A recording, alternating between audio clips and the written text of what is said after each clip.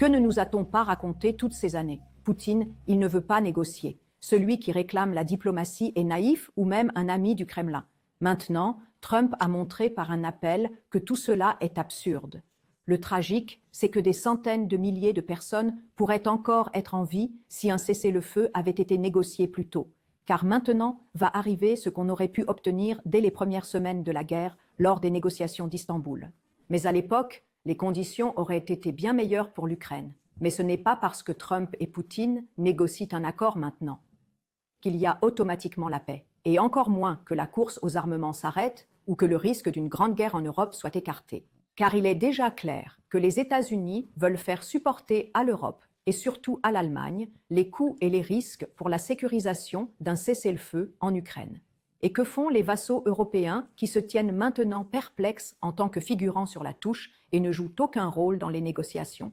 Notre ministre des Affaires étrangères sortante, Baerbock, a divulgué ce qui devait rester secret jusqu'après les élections fédérales, pour ne surtout pas inquiéter les électeurs allemands. L'UE prévoit un paquet gigantesque pour le réarmement et les armes pour l'Ukraine et pour l'Europe, d'un montant de pas moins de 700 milliards d'euros. Oui, ont-ils perdu la tête? Ils se mettent volontiers dans le rôle de payeur, afin qu'en cas de cessez-le-feu possible, l'Ukraine puisse être établie comme un État frontalier militaire contre la Russie, même sans le soutien ou les garanties de sécurité des États-Unis. On peut presque être reconnaissant envers notre diplomate de haut niveau allemand qui, comme on le sait, se moque de ce que pensent ses électeurs allemands d'avoir divulgué les plans secrets. Car je pense que les électeurs et les contribuables ont le droit de savoir, avant les élections, ce que l'UE prévoit et comment tous les partis se positionnent à ce sujet. Il est bien sûr déjà clair comment tous les autres partis se positionnent, car ils rivalisent constamment avec de nouvelles exigences en matière de réarmement. 2% du produit intérieur brut, 3%, 3,5%. L'AfD peut même imaginer, comme Donald Trump, 5% ou plus. Pour être clair, cela représenterait presque la moitié du budget de l'État. J'exhorte tous les partis à dire la vérité aux gens avant les élections sur la façon dont ils comptent financer cette folie. Mais cela devient encore plus fou. Toutes les autres parties peuvent envisager la participation de la Bundeswehr à une force, soi-disant, de maintien de la paix en Ukraine.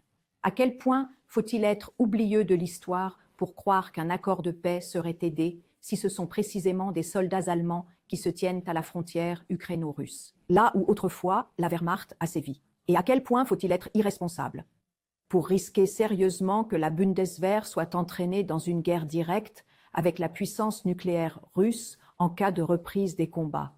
Certes, Scholz et Merz prétendent que la question de l'envoi de troupes ne se pose pas pour le moment. Mais c'est tout simplement un mensonge. Après tout, la demande des États-Unis est déjà sur la table.